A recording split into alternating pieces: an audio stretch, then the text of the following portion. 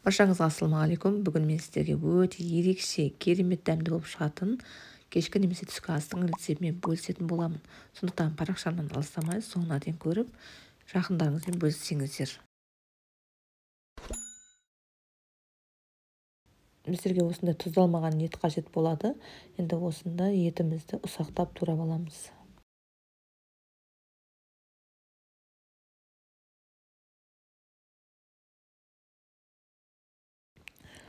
Бұл тамақты мен отбасыма жиі пісіріп беремін.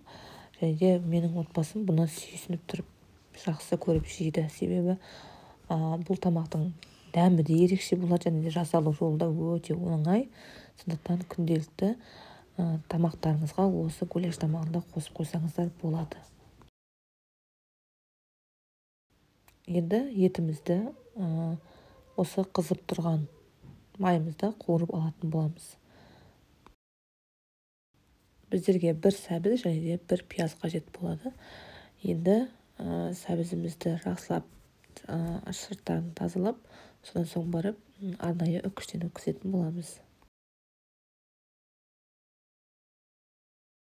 Негізінде көпшілігіміз қазір отбасымызда оңай тамаққа қарап жүре береміз. Мысалы тез пісіретін, жұмыстан асығып келіп оңай тамақ жасай салатын.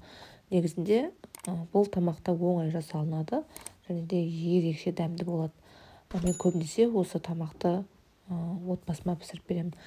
Макарон, күріш тамақтарына қарағанда бұл да өте ерекше әрі дәмді болады. Еті деген кәдімгі тушенканың дәмінде болады. Міне майымыз қызды, енді етімізді қуырып бастаймыз. Енді сәбізімізді осы арнайы үккіштің ең үлкен көзімен жақсылап осылай үккіштен өткізіп аламыз.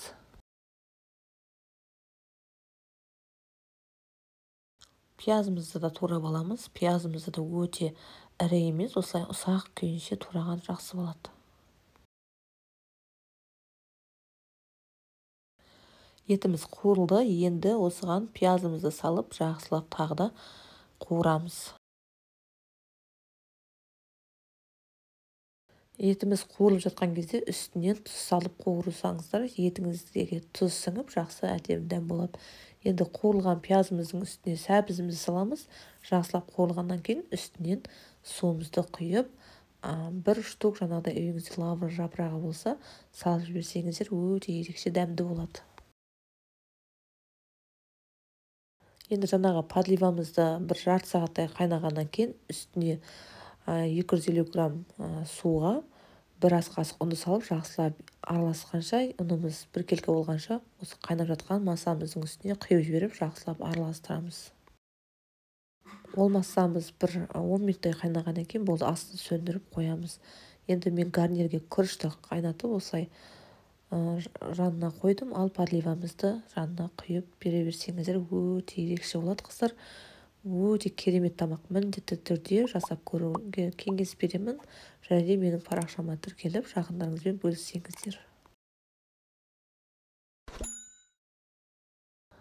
Осындай шашма етіп күріштің де пісіру жолы бар. Менің парақшамда көрсеңіздер болады. Етін қараңыздар, өте жұмсақ болып піскен. Келесі видеомда кездескенше сау болыңыздар.